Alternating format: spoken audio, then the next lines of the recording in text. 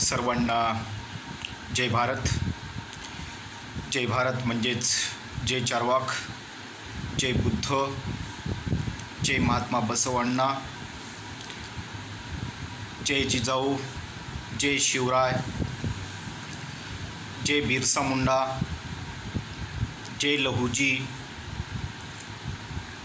जय भीम, जय मल्हार, जय ज्योती, जय सावित्री, जय सेवालाल आणि सर्व महामानवांना, शोषितांच्या, कष्टकऱ्यांच्या न्याय हक्कासाठी सतत अहोरात्र लढणाऱ्या, झगडणाऱ्या, आपल्या प्राणांची आहुती देणाऱ्या, आपल्या जीवनाचा त्याग करणाऱ्या सर्व महामानवांना प्रथमतः अभिवादन करतो. म्हणून जय भारत, लाल सलाम. आज देशातली जी काही परिस्थिती, आर्थिक परिस्थिती डबघाईस आलेली आहे, मागील काही महिन्यापासून आंतरराष्ट्रीय पातळीवरती भारताच्या अर्थव्यवस्थेच्या संदर्भात अतिशय खालच्या स्तरावरून टीका होत आहे आणि जगामध्ये आशिया खंडामधला सगळ्यात मोठा राष्ट्र म्हणून भारताला ओळखलं जातं. परंतु असं असतानासुद्धा भारत एक विकासाच्या बाबतीत विकसनशील राष्ट्राकडून मागासलेल्या राष्ट्राकडे वाटचाल करत आहे. या अनुषंगाने या कार्यक्रमामध्ये आज आपण मागील 3 महिन्याच्या कालखंडापासून सातत्याने GDP तील घसरणीस किंवा घटीस जबाबदार कोण आहे आणि GDPत घसरणीची कारणे, त्याचे परिणाम आणि उपाययोजना या विषयावर अतिशय सविस्तर पद्धतीने आज आपण चर्चा करणार आहोत. तुमच्याशी मी संवाद साधणार आहे. या कार्यक्रमाचंच नाव आहे फेसबुक लाईव्ह थेट जनतेशी संवाद. अर्थशास्त्र हा विषय जरी किचकट वाटत असला तरी सामान्य भारतीयांना समजेल अशा प्रकारच्या भाषेमध्येच मी हे अर्थशास्त्र समजावून सांगण्याचा या ठिकाणी प्रयत्न करणार आहोत. माझं बोलणं संपल्यानंतर तुमच्या मनामध्ये काही प्रश्न असतील किंवा मध्येच तुम्हाला जर काही शंका निर्माण झाली असतील तर कॉमेंट्स बॉक्समध्ये तुम्ही कॉमेंट्स टाकू शकता. त्या अनुषंगाने सुद्धा मी काही मुद्दे या ठिकाणी मांडण्याचा विस्ताराने प्रयत्न करेन. आता मग GDPची जी काही चर्चा होत आहे, ती जी चर्चा आहे सातत्याने GDPवर चर्चा होते. GDP घसरला, GDP घटला, असं वर्तमानपत्रामध्ये आपण वाचत आहोत. टेलिव्हिजनवरती चर्चा होत आहे आणि वेगवेगळ्या प्रसार माध्यमाच्या माध्यमातून, सोशल मीडियाच्या माध्यमातून सामान्य माणसापर्यंत ही गोष्ट आता समजलेली आहे. भारताचा GDP प्रचंड घसरला, तो मायनस झाला. आता घसरला म्हणजे नेमकं काय? फक्त एवढं आम्हाला कळतं, घसरला म्हणजे, घसरणं म्हणजे ही साधारण भाषा आहे मराठीतली. डाऊन, इंग्रजीमध्ये डाऊन होणे किंवा डिक्रीज होणे, इंग्रजीमध्ये दुसरा एक शब्द आहे डिक्रीज, म्हणजे घटणे. आणि हा घसरला म्हणून अर्थव्यवस्था संकटात सापडली आहे काय? त्याचं उत्तर मी होय देईल. अगदी बरोबर आहे. भारताची अर्थव्यवस्था आता संकटामध्ये सापडलेली आहे. आता हा GDP कोण आहे, काय आहे, त्याचा देशाच्या अर्थव्यवस्थेशी काय संबंध आहे, या गोष्टीचा सुद्धा आपण अभ्यास करूया. GDP हे G वेगळं आहे, D वेगळं आहे आणि P वेगळं आहे. G म्हणजे ग्रॉस म्हणजे स्थूल, समग्र, मोठा असल्याला म्हटलं. D म्हणजे डोमेस्टिक म्हणजे घरगुती. जसं आमच्याकडे घरगुती भोजनालय असते पहा येथे घरगुती भोजन मिळेल, म्हणजे जसं आपण घरी खातो घरगुती. दुसरा शास्त्रीय अर्थ डोमेस्टिक म्हणजे देशांतर्गत, जी म्हणजे स्थूल मोठा समग्र, डी म्हणजे डोमेस्टिक आणि पी म्हणजे प्रोडक्ट. पी म्हणजे प्रोडक्ट, याचा अर्थ असा की उत्पादन, आणि म्हणून मराठीमध्ये त्याचा अर्थ असा आहे स्थूल देशांतर्गत उत्पादन. त्याला शॉर्ट फॉर्म असं म्हटलेलं आहे GDP, ग्रॉस डोमेस्टिक प्रोडक्ट. आता मग हा कसा घसरला सातत्याने? हा घसरल्यामुळे अर्थव्यवस्थेवर त्याचे काय परिणाम होत आहेत? देश पातळीवर अर्थव्यवस्था कशी खालावत चाललेली आहे याचं विस्ताराने आपण पुढे चर्चा करूया. आता GDPची मी तुम्हाला जी म्हणजे काय, पी म्हणजे काय आणि डी म्हणजे काय हे स्पष्ट केलेलं आहे. ग्रॉस डोमेस्टिक प्रोडक्ट, स्थूल देशांतर्गत उत्पादन. मग याचं नेमकं काय अर्थ आहे ते आपण समजून घेऊया. विशिष्ट कालखंडामध्ये, आता विशिष्ट कालखंड म्हणजे काय? साधारणपणे आर्थिक वर्ष 1 एप्रिल ते 31 मार्चच्या दरम्यान विशिष्ट कालखंड, एका वर्षाच्या कालखंडामध्ये, विशिष्ट कालखंडामध्ये देशाच्या भौगोलिक सीमारेषा अंतर्गत, मग भारत आहे, भारताची जी काही सीमारेषा आहे, भौगोलिक सीमारेषा अंतर्गत देशी आणि विदेशी उत्पादकाकडून, देशी म्हणजे इथं वेगळा अर्थ घेऊ नका, देशी म्हणजे देशी उत्पादक, म्हणजे देशातील उत्पादक, टाटा, बिर्ला, अंबानी, अदानी, किर्लोस्कर हे देशी उत्पादक आहेत देशातील उत्पादक आहेत.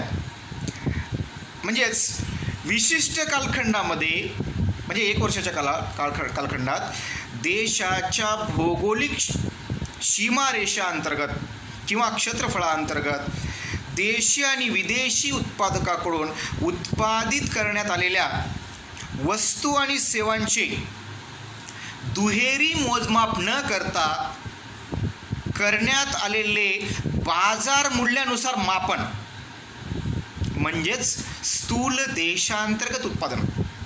व्याख्या जरी मोठी असली तरी मी सिंपल सांगितलं आहे की देशाच्या भौगोलिक सीमारेषा अंतर्गत, म्हणजे भारताची जी काही सीमारेषा आहे, उत्तर भारतापासून ते भारताच्या नकाशानुसार खाली दक्षिण भारतापर्यंत, वरी जम्मू आणि काश्मीरपासून ते खाली महाराष्ट्र, तामिळनाडू, आंध्र प्रदेश आणि केरळापर्यंत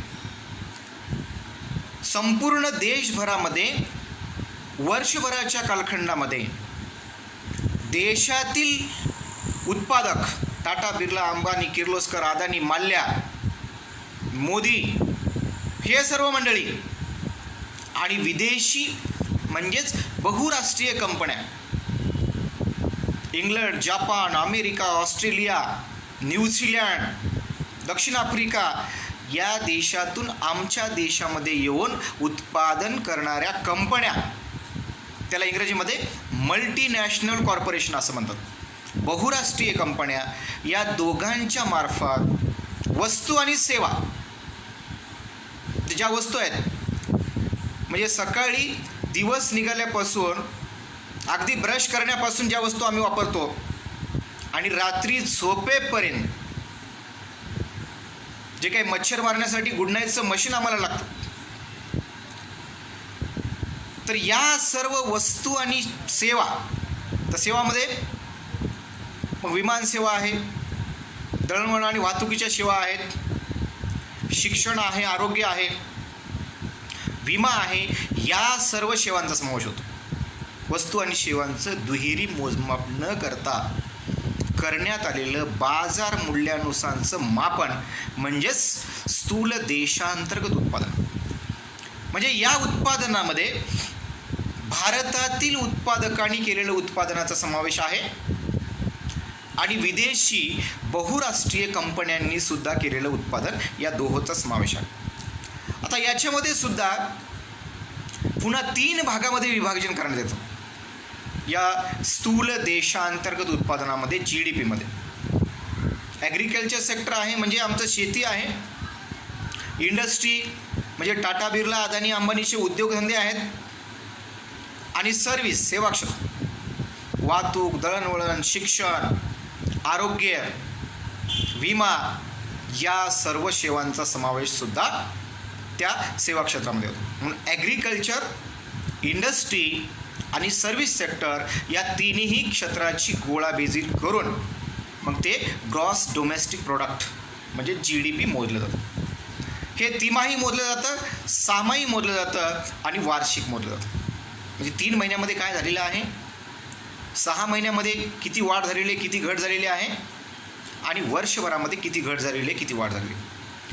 आणि म्हणून कृषी उद्योग आणि सेवा क्षेत्राच्या एकूण उत्पादनाच्या बाजार मूल्याची बेरीज करून हे ग्रॉस डोमेस्टिक प्रोडक्ट म्हणजे GDP.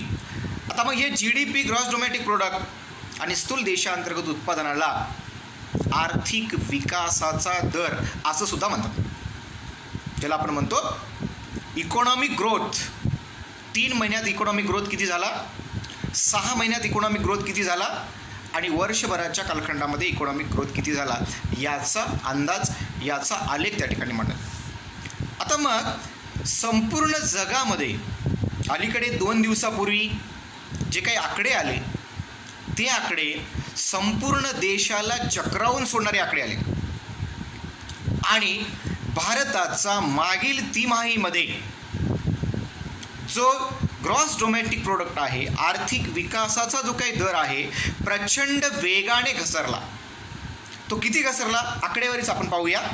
फार आकडे तुम्हाला देणार नाही, परंतु जे आता आंतरराष्ट्रीय पातळीवर आकडे आलेले आहेत त्याच्या आधारे आपण इतर राष्ट्रांशी तुलना करून ते आकडे या ठिकाणी आपण विचारात घेऊया की भारताचा GDP हा सगळ्यात जास्त घसरला, तो मायनस झालेला आहे. तो 11व्या क्रमांकावरती आहे GDP जगामध्ये.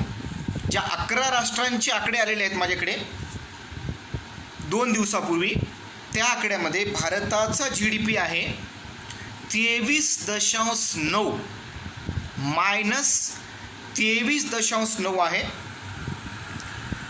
त्याच्यावर आहे भारताच्या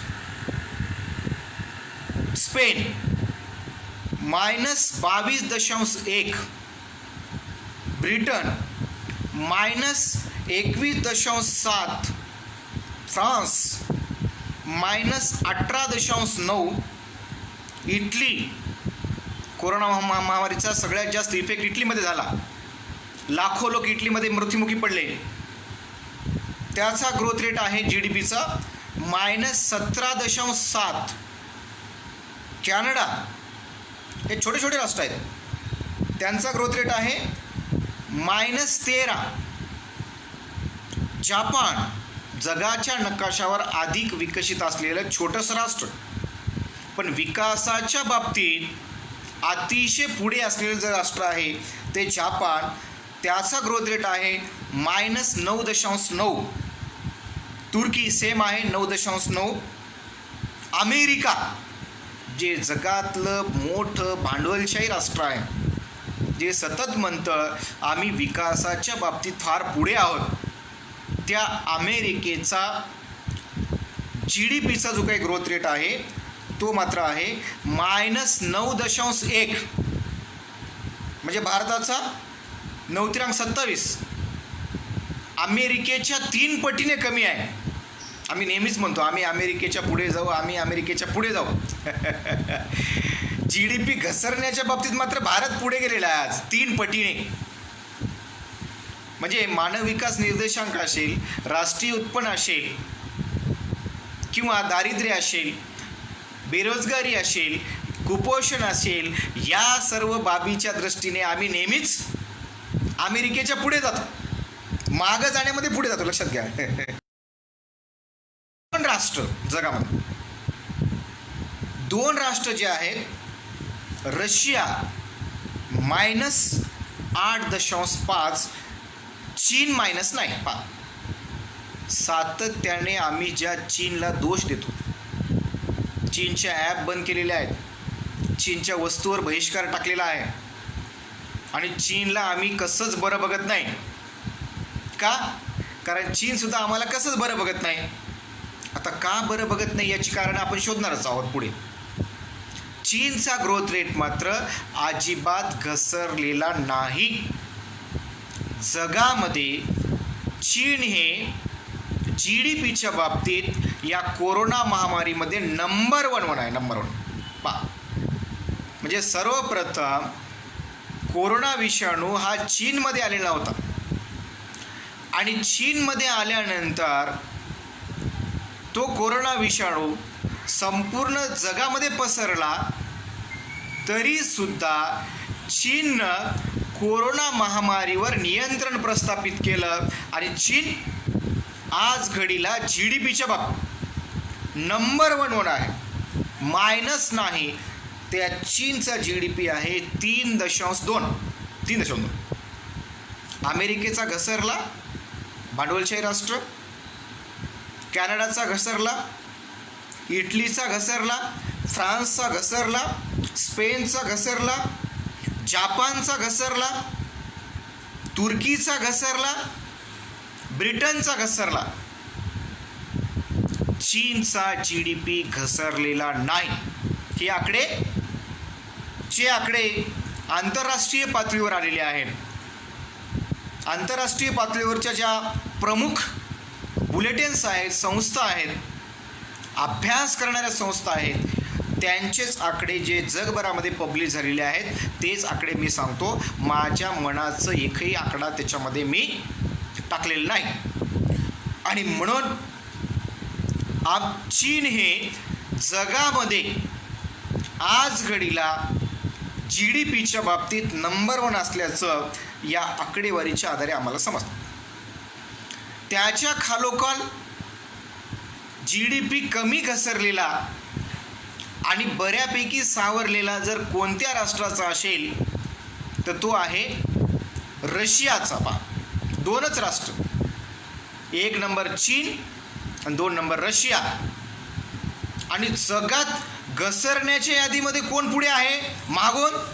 पाठीमागून आमचा भारत नंबर 1 -23.9. -23.9 म्हणजे भारत एवढा मागे आहे. आणि मग याची कारणं जर आम्ही शोधली तर त्याची कारणं काय आहेत ते तपासलं. पहिलं मोठं कारण या 3 महिन्यामध्ये म्हणजे मार्च, एप्रिल, मे, जून, जुलै आणि ऑगस्ट, आता सप्टेंबर सुरू आहे, या 5 महिन्याच्या कालखंडामध्ये सगळ्यात मोठा फटका जर जगातील अर्थव्यवस्थेला कोणाचा बसला असेल तर तो बसला कोरोना महामारीचा. कोविड-19 याचा फटका जगातल्या संपूर्ण अर्थव्यवस्थेला बसलेला आहे. मग ते अमेरिकेला सोडलेलं नाही, ब्रिटनला सोडलेलं नाही, जापानला सोडलेलं नाही, चीनला सुद्धा सोडलेलं नाही, रशियाला सोडलेलं नाही आणि भारताला सुद्धा कोरोना सोडलेला नाही. कोरोना हा जगातल्या कोणत्याही राष्ट्राला अजिबात सोडलेला नाही. लक्षात. सर्वांना मी एक आर्टिकल लिहिलं होतं. जेव्हा कोरोना आला मार्चच्या दरम्यान, जगामध्ये कोरोनाने थैमान घातला होता. दरम्यानच्या कालखंडामध्ये माझं एक आर्टिकल होतं, कोरोना आप समतावादी हो. आर्टिकलचं टायटलच असो. तेव्हा मी सांगितलेलं होतं, कोरोना जात बघणार नाही, पंथ बघणार नाही, धर्म बघणार नाही, पोटजात बघणार नाही, स्त्री पुरुष बघणार नाही, ट्रान्सजेंडर बघणार नाही, आणि कोणतं राष्ट्र विकसित आहे आणि कोणतं राष्ट्र अविकसित आहे हे सुद्धा कोरोना पाहणार नाही. म्हणून मी म्हणालो होतो, कोरोना आप समतावादी हो. मी समर्थन केलं नाही कोरोनाचं, परंतु अटॅक करत असताना मात्र कोरोनाने कुणालाही भेदभाव केलेला नाही, इक्वॅलिटी ठेवलेली आहे कोरोना. मग कोविडचा परिणाम हा जगातल्या सर्वच राष्ट्रावरती झाला, पण 2 राष्ट्र त्याला अपवाद आहे, चीन आणि रशिया. जगात अर्थव्यवस्थेच्या बाबतीत नंबर 1 असलेले राष्ट्र अमेरिका कोरोना महामारीमुळे घाईला आलेले आहेत. त्यांचा GDP जो आहे -9.9 आहे. असं का घडलं? असं घडण्याचं कारण एकच आहे, अमेरिकेची अर्थव्यवस्था ही भांडवलशाही अर्थव्यवस्था आहे. अमेरिकेची अर्थव्यवस्था ही भांडवलशाही अर्थव्यवस्था आहे. त्यामुळे अमेरिकेमध्ये खाजगी क्षेत्रामध्ये काम करणाऱ्या कामगारांचं प्रमाण जास्त आहे.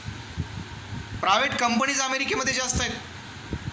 कोरोना महामारीच्या कालखंडामध्ये या कंपन्यामध्ये काम करणारे जे कामगार आहेत त्यांना बेरोजगार व्हावं लागलं, त्यांना घरी बसावं लागलं, त्यांना वेतन मिळालेलं नाही.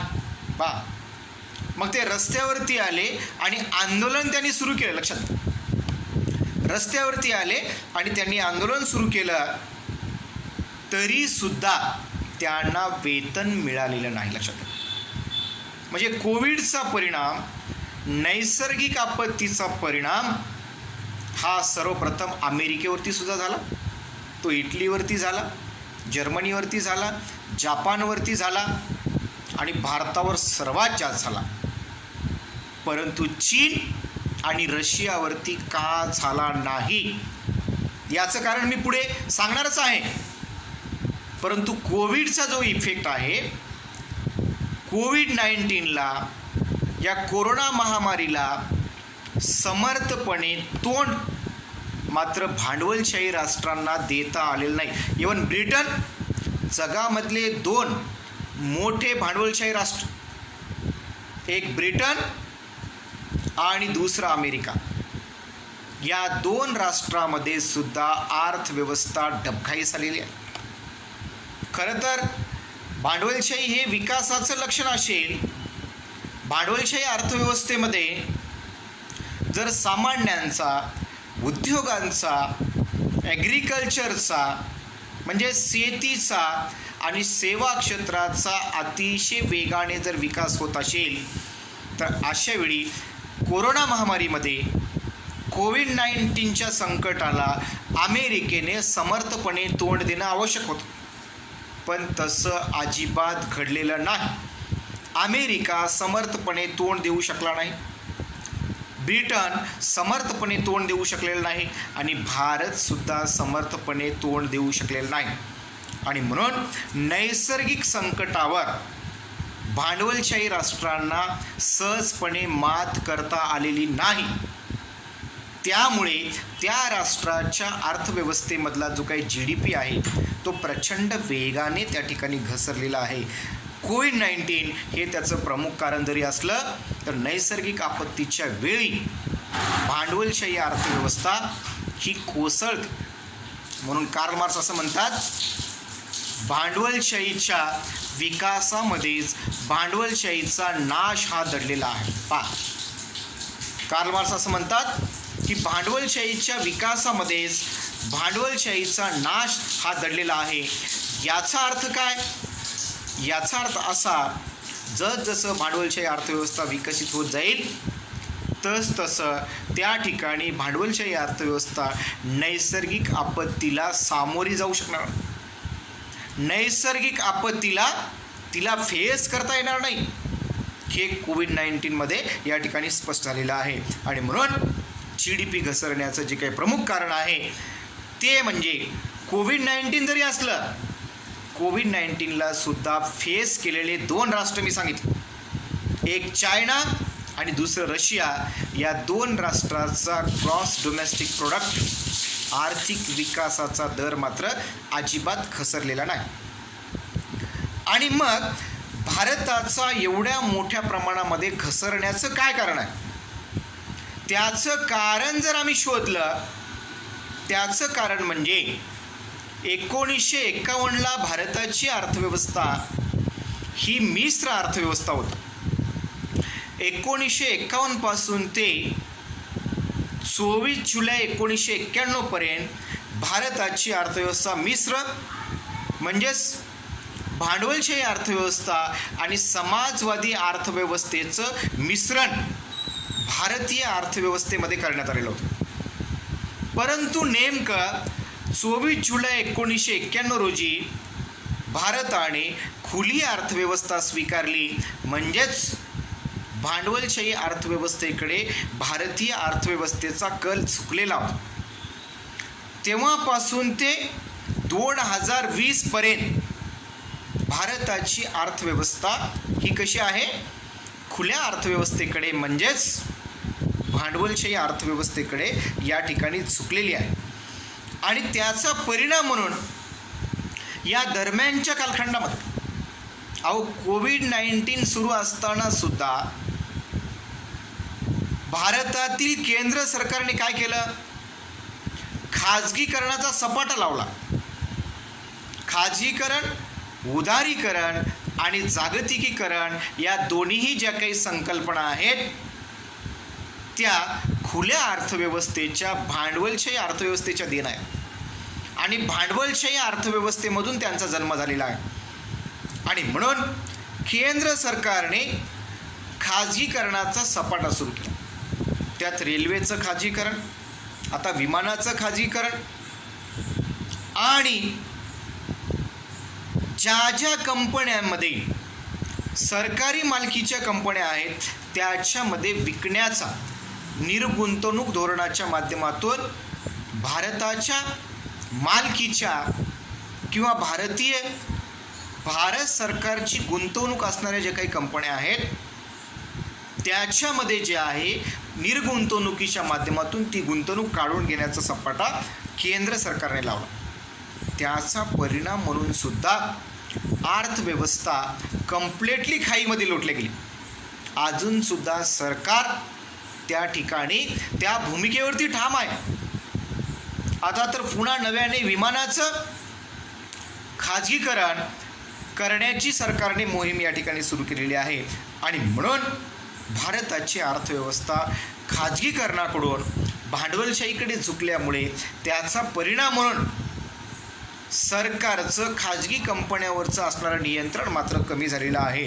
आणि त्याचा परिणाम असा झालेला आहे की त्या ठिकाणी खाजगी कंपन्यांवरती असणारं जे काही अंकुश सरकारचं कमी झालेलं असल्यामुळे खाजगी कंपन्यासुद्धा त्यांचा मनमानी कारभार त्यांनी सुरू केलेला आहे. आणि त्यामुळे भारतीय अर्थव्यवस्थेमध्ये GDPचा जो काही दर आहे तो या कोविड-19च्या पिरियडमध्ये अतिशय वेगाने या ठिकाणी घसरलेला आहे. दुसरीकडे मात्र समाजवादी जो काही दृष्टिकोन आहे त्या समाजवादी दृष्टिकोनाला सरकारने कम्प्लिटली बाजू दिलेला आहे. जेव्हा एखाद्या राष्ट्रावरती नैसर्गिक संकट येत तर त्यावेळी त्या नैसर्गिक संकटाला सावरण्यासाठी सरकारने पुढाकार घेणं गरजेचं आहे. सरकारने पुढाकार घेऊन त्या नैसर्गिक संकटाला तोंड देण्यासाठी कृषी म्हणजे शेती, उद्योग आणि सेवा क्षेत्र यांना सावरणं गरजेचं असतं. चीनला फार सोपं गेलं आणि रशियाला फार सोपं गेलं, कारण चीनमध्ये शेती, उद्योग आणि सेवा हे तिन्ही क्षेत्र सरकारच्या ताब्यामध्ये होतं.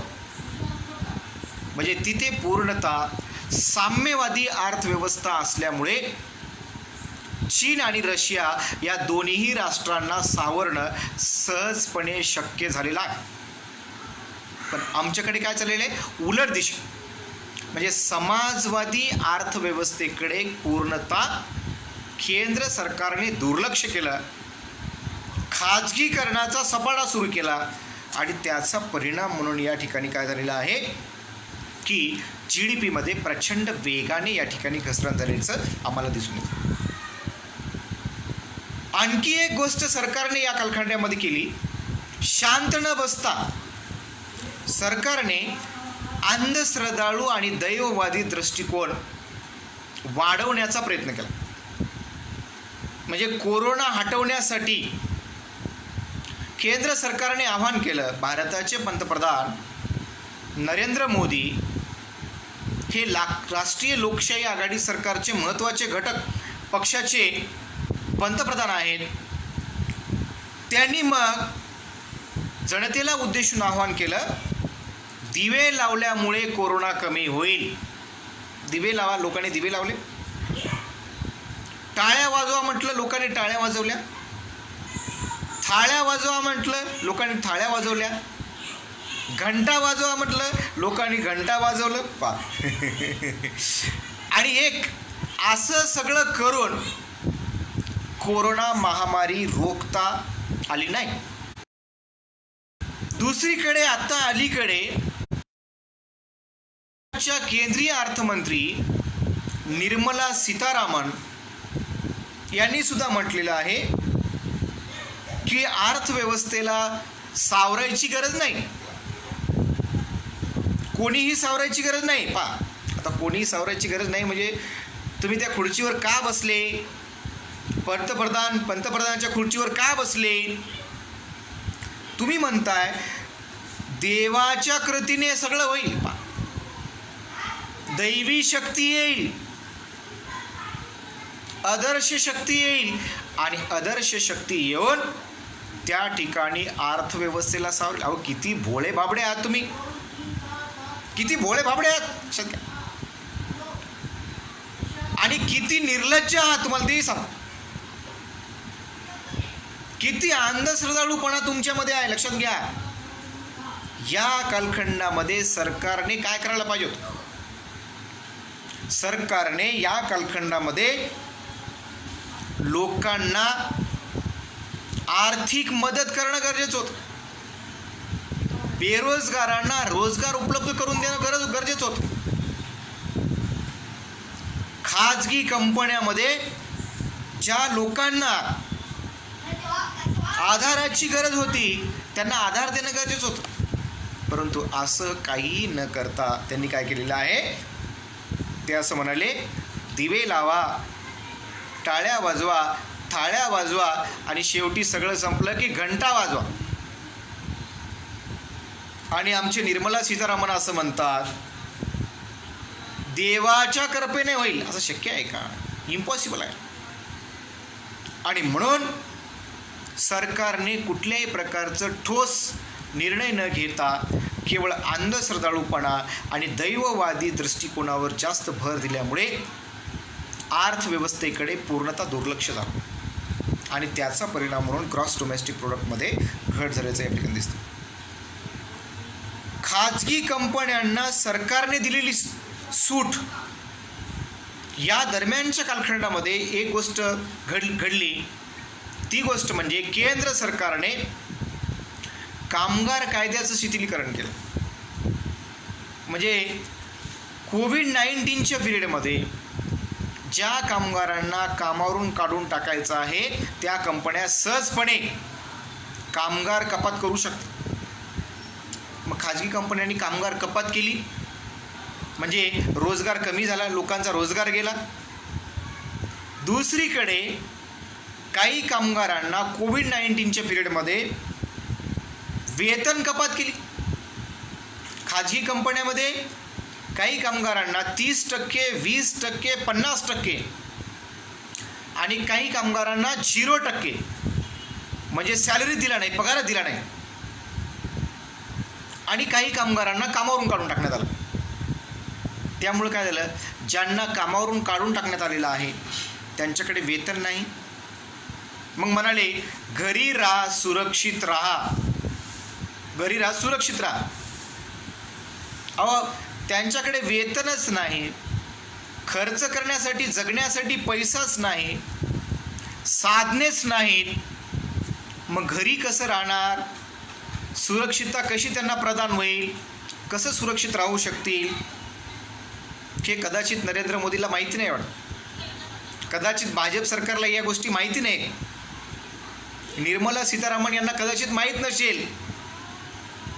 आणि म्हणून त्या ठिकाणी खाजगी कंपन्यामध्ये काम करणारे जे काही कामगार आहेत यांच्या वेतनामध्ये मोठ्या प्रमाणामध्ये कपात झाली, त्यांना वेतन मिळालेलं नाही आणि त्याचा परिणाम म्हणून बाजारपेठेमधली एकूण मागणी सुद्धा कमी झालेली.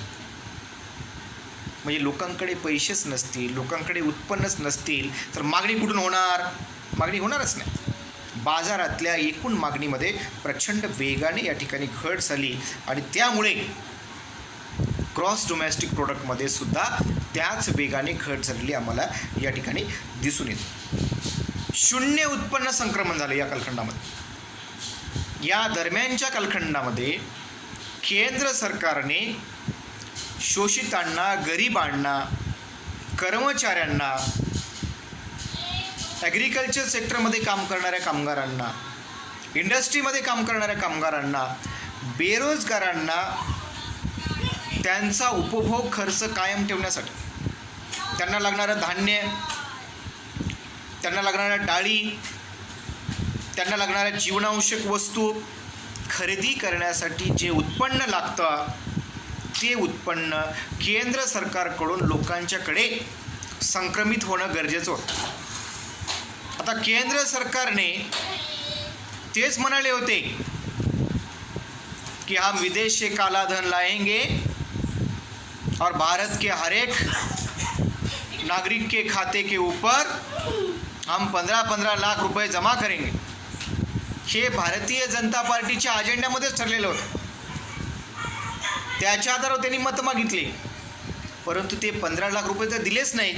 परंतु दरम्यानच्या कालखंडामध्ये या कोविड-19च्या पिरियडमध्ये किमान प्रत्येक गरीब शेतकरी, शेतमजूर, अल्पभूधारक, छोटा कारागीर, श्रीमंत शेतकरी आणि सर्वसामान्य शहरी भागातला बेरोजगार युवक, युवती, वयोवर्ध यांच्या खात्यावरती सरकार, ठीक आहे काळा पैसा तुम्ही आणला नाही त्याचं बघू नंतर काय करायचं, सरकारच्या तिजोरीमध्ये जो पैसा आहे त्याच्या आधारे किमान प्रत्येकाच्या खात्यावरती दरमहा कोविड-19च्या पिरियडमध्ये 10,000 रुपये जरी टाकले असते तरी लोकांची काय झाली असती, क्रयशक्ती वाढली असती.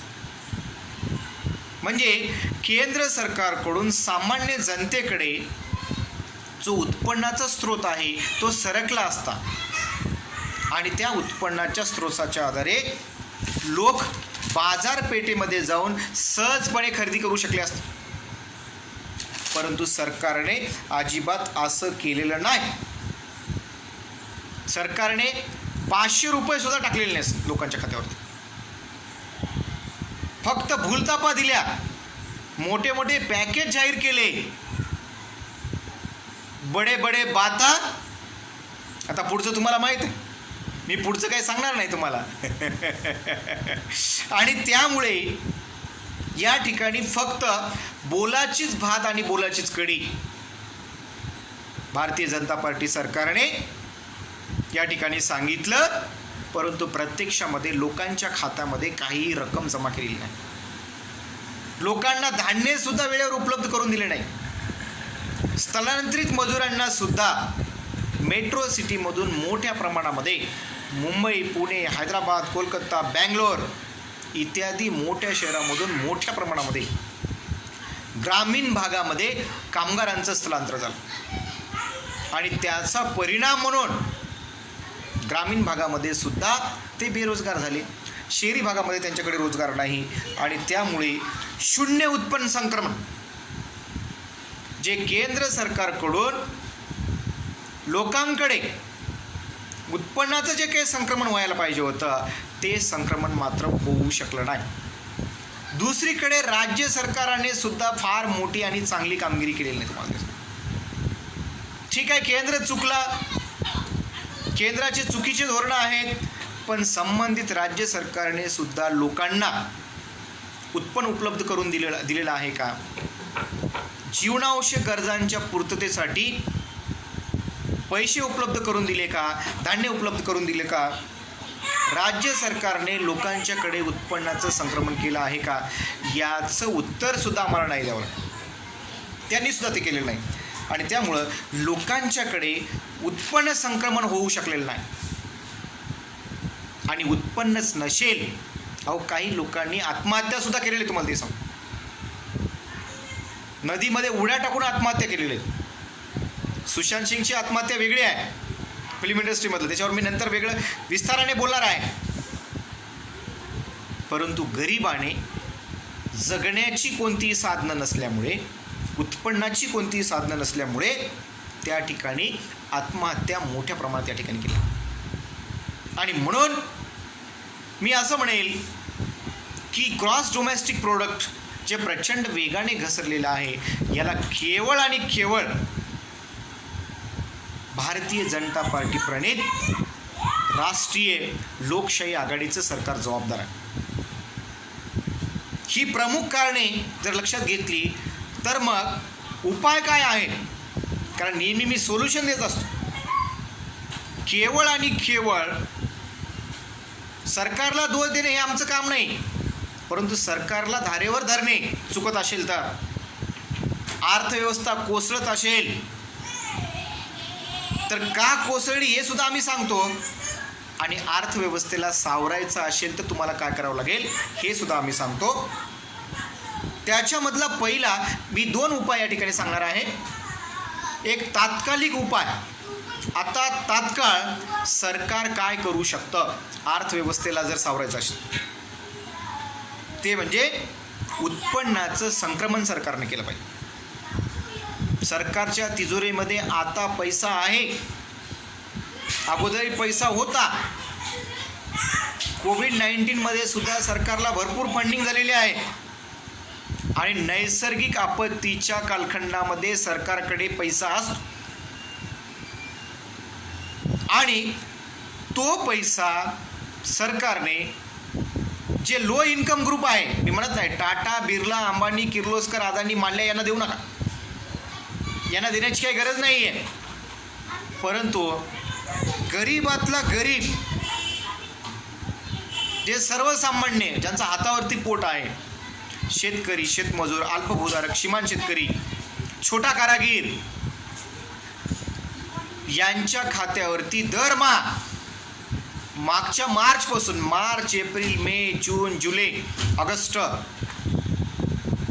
सप्टेंबरचे देऊ नका, नंतर द्या, 6 महिन्याचे दरमहा 10,000 रुपये असे एकत्रित या महिन्यामध्ये सरकारने प्रत्येक भारतीयाच्या, गरीब भारतीयाच्या खात्यावर 60,000 रुपये जमा केले पाहिजे. मागची थकबाकी आणि चालू महिन्याचे 10,000 रुपये हे जर तुम्ही जमा केलात, बघा तुमची अर्थव्यवस्था कशी उभारी येईल. अहो, लोकांच्या खात्यावर पैसे जमा झाल्या या कोरोना महामारीमध्ये सुद्धा लोक दिवाळी साजरी करतील, लोक धान्य खरेदी करतील, जीवनावश्यक वस्तू खरेदी करतील, कपडे खरेदी करतील. आता बाजारपेठा हळूहळू खुल्या झालेल्या आहेत. गरीब लोक काही चैनीच्या वस्तू खरेदी करत नाहीत. म्हणून दरमहा ही जे थकबाकी आहे, मार्च, एप्रिल, मे, जून, जुलै आणि ऑगस्ट 5 महिन्याच्या कालखंडामधले आणि चालू महिन्याचे जे आहे दरमहा 10,000 रुपये जर केंद्र सरकारने प्रत्येक गरिबांच्या खात्यावर दरमहा 10,000 रुपये असं एकत्रित 60,000 रुपये जर जमा केले तर निश्चितपणे अर्थव्यवस्था पुढच्या 1 महिन्यामध्ये सावरेल. तुम्हाला मायनस जो काही GDP आहे तुमचा, तो 2 महिन्यामध्ये प्लस होईल. मी 100% हमी देतो. एक अर्थशास्त्राचा अभ्यासक या नात्याने हमी देतो. आणि हे सतत पुढचे तुम्हाला 6 महिने सुरू ठेवावं लागेल. हे 6 आणि पुढचे 6. मी जास्त काही मागणी केलेली नाही. अशा प्रकारचं उत्पन्न जे काही संक्रमण आहे ते जर झालं तर अर्थव्यवस्था अशी उभारी घेईल आणि ग्रॉस डोमेस्टिक प्रोडक्टसुद्धा अतिशय वेगाने या ठिकाणी वाढेल. खाजगी कामगारांना पूर्ण वेळ वेतन त्यांना मिळालं पाहिजे, पूर्ण वेतन. ज्या खाजगी कामगारांना त्या कंपन्यांनी कामावरून काढून टाकलेले आहे त्यांना तात्काळ कामावर घ्या. लॉकडाऊनच्या नियमाचं पालन करून कंपन्या बंद असतील तर बंद राहू द्या, काही अडचण नाही. त्यांना घर बसल्या, वर्क फ्रॉम होम, घर बसल्यासुद्धा त्या खाजगी क्षेत्रामध्ये काम करणाऱ्या कामगारांना त्यांचा सॅलरी मिळायला पाहिजे. त्यांना पुन्हा कामावर रुजू करून घ्या. त्यांना सुद्धा आता इथं केंद्र सरकारने पगार द्यायची गरज नाही. टाटा, बिर्ला, अंबानी, किर्लोस्कर, अदानी, मांडल्या, मोदी म्हणजे नीरव मोदी, नरेंद्र मोदी म्हणत नाही. आणि या सगळ्यांच्या जे काही कंपन्या आहेत त्या कंपन्यांना आदेश द्या, मार्चपासून ज्या ज्या खाजगी कंपन्यांमधल्या कामगारांचं वेतन थकलेलं आहे त्या सगळ्यांना त्याचं पूर्ण वेतन त्या ठिकाणी मिळालं. त्यामुळं काय होईल, त्यांचं वेतन आणि कामावर त्यांना पुन्हा घ्या. ते जर शक्य झालं तर निश्चितपणे केवळ मोठ्या कंपन्याच नाही, बांधकाम व्यवसायामध्ये सुद्धा डेली बेजेसवर काम करणारे जे कामगार होते त्यांची नोंद आहे. संघटित आणि असंघटित क्षेत्रामध्ये काम करणाऱ्या कामगारांना या 5 महिन्याच्या कालखंडामधलं वेतन त्यांना मिळालं पाहिजे. आणि ते वेतन जर देण्याचे आदेश केंद्र सरकारने खाजगी कंपन्यांना जर दिले तर त्यांचं जे आहे त्यांची क्रयशक्ती वाढेल, त्यांच्याकडे पैसा येईल. आणि तो पैसा आल्यानंतर बाजारपेठेमध्ये एकूण मागणी, ॲग्रिगेट डिमांड ज्याला म्हणतो, एकूण मागणी वाढेल. क्रयशक्तीमुळे एकूण मागणी वाढली तर हळूहळू उत्पादन प्रक्रियेला सुरुवात होईल. टप्प्याटप्प्याने या कोविड-19मध्ये त्याचा परिणाम म्हणून त्या ठिकाणी काय होईल की क्रॉस डोमेस्टिक प्रोडक्टसुद्धा हळूहळू त्या ठिकाणी उभरती घेईल. आणि म्हणून हे सरकारने तात्काळ या ठिकाणी केलं पाहिजे. शाळा महाविद्यालय कर्मचाऱ्यांना, खाजगी शाळा आणि महाविद्यालय बंद आहेत, खाजगी विद्यापीठं बंद आहेत, ते बिचारे विद्यालयामध्ये खाजगी विद्यापीठामध्ये ऑनलाईन पद्धतीने शिकवत आहेत. परंतु ऑनलाईन पद्धतीने ते शिक्षक शिकवत आहेत, कर्मचारी काम करत आहेत. परंतु खाजगी इंग्रजी शाळांना, खाजगी विद्यापीठांना शासनाचं कोणत्याही प्रकारचं अनुदान नसल्यामुळे त्या ठिकाणी त्यांना मागील 5 महिन्यामध्ये कुठल्याही प्रकारचं वेतन त्या ठिकाणी मिळालेलं नाही. आणि म्हणून सरकारने खाजगी इंग्रजी शाळांना मान्यता दिलेली आहे, अनुदान दिलेलं नाही. मी आत्ताच अनुदान द्या असं तुम्हाला म्हणत नाही, परंतु किमान या 5 महिन्याच्या कालखंडामधलं वेतन केंद्र सरकारने आणि राज्य सरकारने दोघांनी साटेलोटे करून त्या ठिकाणी वेतन त्यांना उपलब्ध करून दिलं पाहिजे, की जेणेकरून सेवा क्षेत्रामध्ये विमा कंपन्या आहेत, खाजगी विमा कंपन्या आहेत, तर या खाजगी विमा कंपन्या आहेत, शाळा महाविद्यालय आहेत, यामध्ये काम करणाऱ्या कर्मचाऱ्यांना जर वेतन उपलब्ध करून दिलात तर तुमचं आता ऑनलाईन टीचिंग करत आहेत. आणखी एक गोष्ट या ठिकाणी मी सांग, आणखी खरेदी शक्ती कशी वाढेल. एकीकडे ऑनलाईन शिक्षण घ्या असं केंद्र सरकार सांगतं, परंतु जे गरीब शोषित जनता आहे, भारतीय जनता आहे, अशा विद्यार्थ्याकडे मोबाईल नाहीत, अँड्रॉइड साधे मोबाईलसुद्धा लोकांकडे नाही. तर अशा वेळी किमान प्रति विद्यार्थी 10,000 रुपयाचं अनुदान त्या विद्यार्थ्यांच्या खात्यामध्ये ट्रान्सफर करा, तात्काळ तुम्ही ट्रान्सफर करा. ते जर केलं तर काय होईल, उत्पन्नाचं संक्रमण होईल आणि तो विद्यार्थी 10,000 रुपये ट्रान्सफर केल्यामुळे मोबाईल खरेदीसाठी बाजारपेठेमध्ये जाईल, मोबाईलची मागणी वाढेल, म्हणजे अर्थव्यवस्थेमध्ये बाजारपेठेमध्ये एकूण मागणीमध्ये त्या ठिकाणी वाढ होईल आणि त्याचा परिणाम म्हणून अर्थव्यवस्था हळूहळू सावरायला लागेल, मंदीतून अर्थव्यवस्था बाहेर पडेल आणि ग्रॉस डोमेस्टिक प्रोडक्ट जो आहे GDP तुमचा कुठेतरी वाढायला लागेल. शेतकरी, शेतमजूर आणि शेती व्यवसायाशी संबंधित असणाऱ्या जे काही कामगार आहेत यांना सुद्धा अनुदान तुम्ही देऊ शकता. ॲग्रिकल्चर सबसिडीज खाजगीकरणामुळे बंद केलेल्या आहेत, आम्हाला माहीत. WTOनं तुम्हाला बंद करायला सांगितलं, परंतु आता ॲग्रिकल्चर इकॉनॉमीला सावरण्यासाठी, GDPला सावरण्यासाठी तुम्हाला शेतकऱ्यांना कृषी अनुदान द्यावे लागते. शेतीसाठी लागणारे छोटे मोठे जे काही साधनं आहेत, ट्रॅक्टर असेल, त्याची खरेदी असेल, हार्वेस्टर असेल, मळणी यंत्र असेल, छोटे छोटे जे काही साधनं आहेत, रासायनिक खते आहेत, बी बियाणं आहेत, याच्यावरती शेतकऱ्यांना अनुदान द्यावं लागेल. छोट्या शेतकऱ्यांना, मी बड्या शेतकऱ्यांना म्हणत. शेतमजुरांना सुद्धा आज त्यांच्या हाताला काम नाही, त्यांना सुद्धा तुम्हाला अनुदान या ठिकाणी द्यावं लागेल. तर निश्चितपणे काय होईल की अर्थव्यवस्थेला उभारी या ठिकाणी मिळेल. लहान व मध्यम उद्योगांना कर सवलती द्या. जे स्मॉल स्केल इंडस्ट्री आहेत, टिनी सेक्टर इंडस्ट्री आहेत, छोटे मायक्रो उद्योग आहेत, अशा उद्योग व्यावसायिकांना सुद्धा तुम्हाला काय करावं लागेल, अनुदान द्या म्हणत नाही मी, पण करामध्ये सवलत द्या. करामध्ये जर सवलत दिलात, किमान 1 वर्ष सवलत द्या. कोविड-19च्या पिरियडमध्ये 1 वर्ष जर सवलत दिलात तर निश्चितपणे काय होईल की छोट्या उद्योगांना सुद्धा उभारी मिळेल. छोटे उद्योगसुद्धा हळूहळू या ठिकाणी सावरायला लागतील.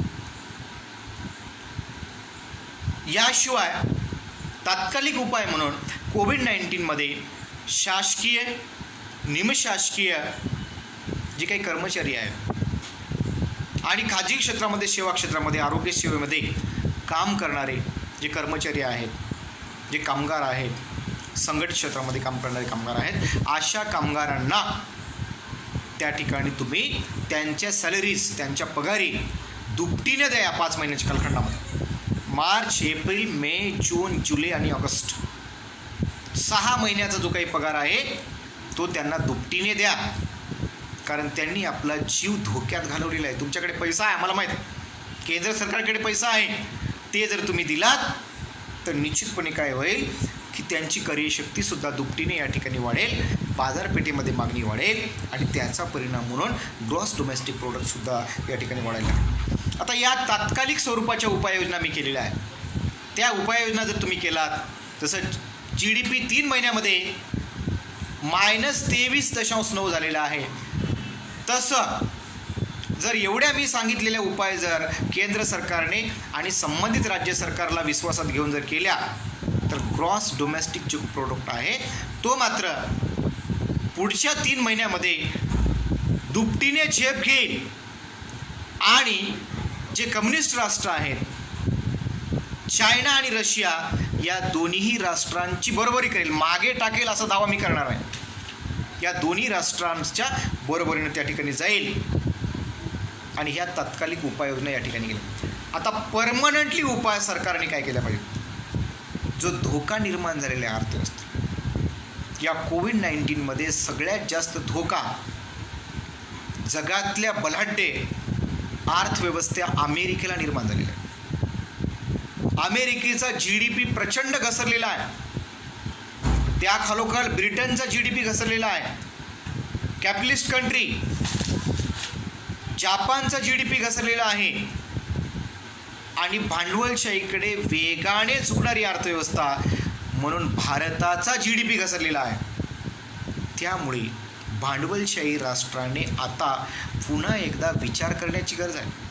आणि भारताने तर विचारच करावा, नाहीतर भारत एक दिवस जगाच्या नकाशावरून अर्थव्यवस्थेच्या बाबतीत सगळ्यात मागा असलेलं राष्ट्र आहे. माझा दावा आहे, हा दावा मी आजपासून करत नाही.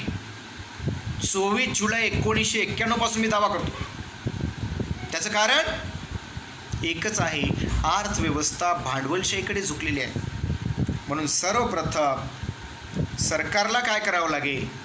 परमनंटली उपाय, या देशामधल्या उद्योगांचं राष्ट्रीयकरण करा. सरकारी उद्योगांची संख्या वाढवा. कारण चायना कसं कंट्रोल केलेलं आहे? कारण उद्योग हे चीनमध्ये सरकारच्या मालकीचे आहेत. शेती हे चीनमध्ये सरकारच्या मालकीचे आहेत. शिक्षण, आरोग्य, दळणवळणाची साधने, वाहतुकीची साधने चीन आणि रशियामध्ये या सरकारी मालकीचे आहेत. म्हणून उद्योग, शेती, दळणवळणाची साधने यांचं संपूर्ण राष्ट्रीयकरण करा. हळूहळू टप्प्याटप्प्याने करा. मी एकदाच करा असं म्हणत नाही. मी तुम्हाला तात्कालिक उपाय सांगितलेत आणि पुढे जाऊन परमनंटली उपाय तुम्हाला सांगतो.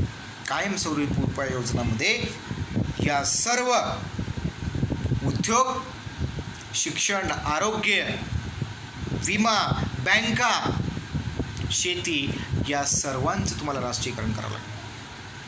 शेतकऱ्यांना सुद्धा तुम्हाला शेतीचं राष्ट्रीयकरण कसं करायचं? अहो, शेतकऱ्यांना म्हणजे शेतीमध्ये काम करणाऱ्यांना सुद्धा आपण वेतन आयोग देऊ शकतो. शेतकरी सुद्धा 8 तास त्याने शेतीवरती ड्युटी केली पाहिजे. त्याला नोकरीमध्ये कायम करा. शेतकऱ्यांना आणि शेतमजुरांना सरकारी नोकर घोषित करा पहिल्या टप्प्यामध्ये. ते शक्य आहे. शक्य नाही म्हणू नका आणि पळवाटा काढू नका. हे सुद्धा शक्य आहे. आणि त्यामुळं उद्योग, शेती आणि सेवा क्षेत्राचं टप्प्याटप्प्याने राष्ट्रीयकरण करा. निश्चितपणे परमनंटली उपाययोजनेमध्ये हे जर केलात, अर्थव्यवस्थेला कितीही मोठं जर नैसर्गिक संकट आलं तर त्या ठिकाणी सहजपणे सावरता येईल. अर्थव्यवस्थेचा बेस जो काही स्वरूप आहे तो मात्र बदला. आणि तो स्वरूप म्हणजे आता जे भांडवलशाहीकडे अर्थव्यवस्था झुकलेली आहे, खाजगीकरणाचा जो सपाटा सुरू केलेला आहे तो बंद करा. अर्थव्यवस्था चीन आणि रशिया, ठीक आहे, आंतरराष्ट्रीय पातळीवर चीन जर आमच्याशी युद्ध करत असेल, युद्धाला तयार राहा. परंतु अर्थव्यवस्थेचं मॉडेल चीनचं स्वीकारायला आम्हाला काहीच हरकत नाही. कारण चीनला काही गुत्त दिलेलं नाही किंवा रशियाला काही गुत्त दिलेलं नाही. कम्युनिझम